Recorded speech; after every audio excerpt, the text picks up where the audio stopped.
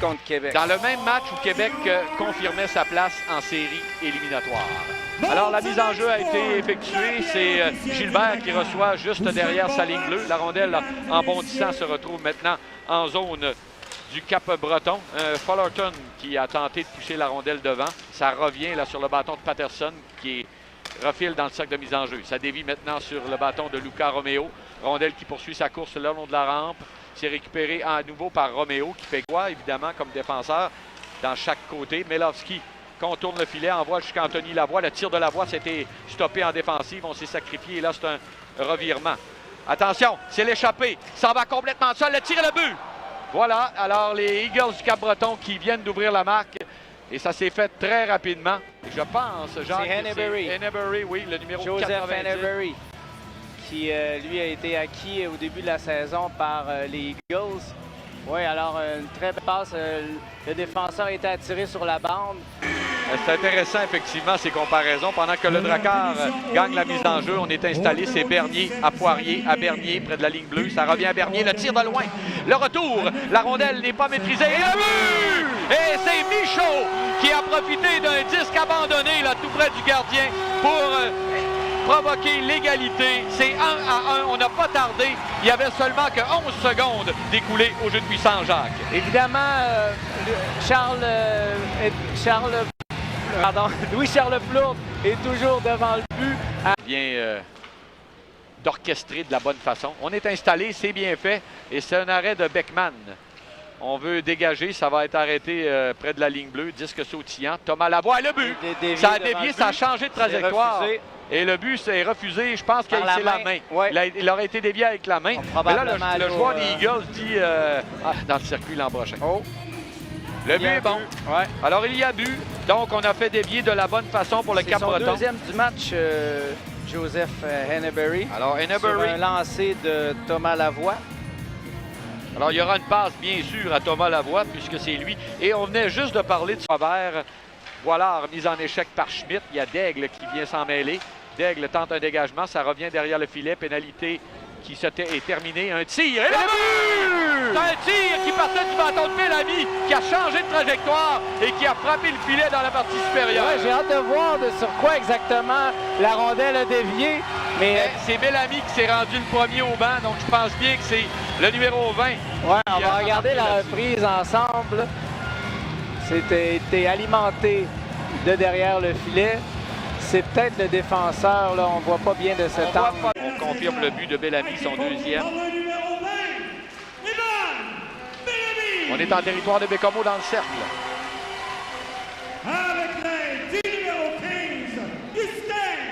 Gendron.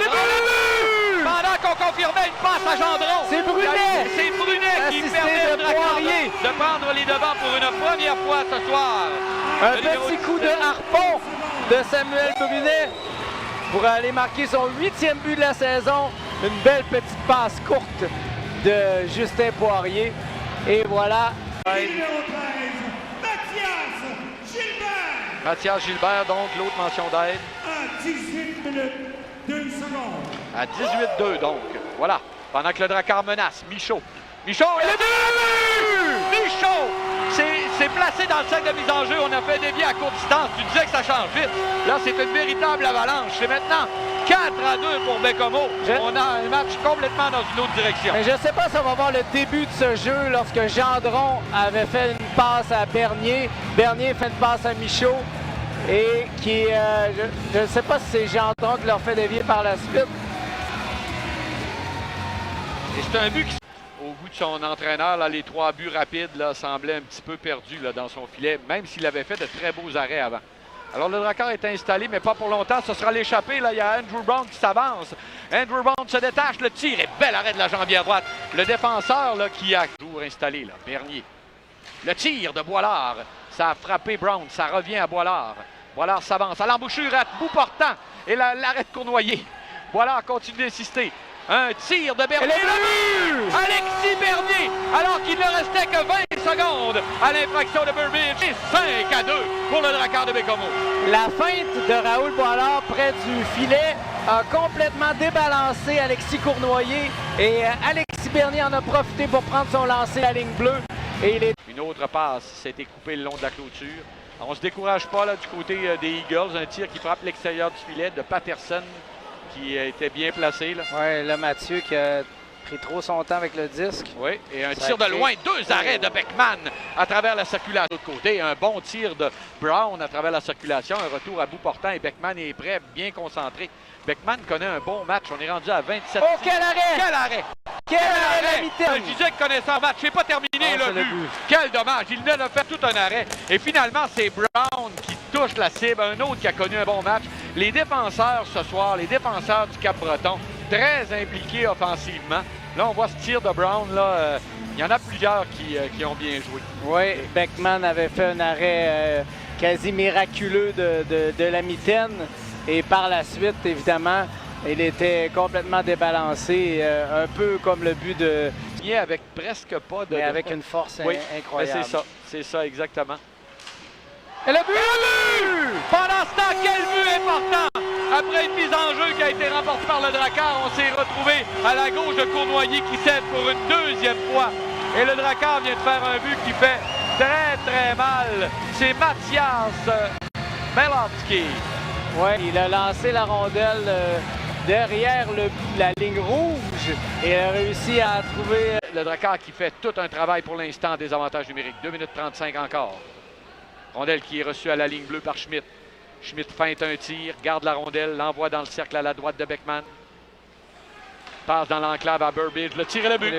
Burbidge, finalement, là, parvient, et on se rappelle, 7 minutes d'avantage numérique. On a fini par marquer, mais ça aura pris quand même 4 minutes 36 secondes, Jacques, avant qu'on parvienne à profiter de ce long avantage numérique. Sur une passe de Cam Squires, qui était sur le long de la bande. 6 à 4 la marque. On est près du filet de Beckman. On ramène devant. C'est Brown. Le tir de Brown. Bel arrêt de la jambière de Beckman. Encore une fois, Beckman. Il n'y a plus de gardien. C'est un 2 contre 1. La passe, et voilà. De l'autre côté, on est généreux. On s'est échangé la rondelle. C'est un but de filet chapeau pour Alexis Michaud. Eh oui. Alors, Michaud qui, avec ce but dans un filet désert, complète son tour du chapeau.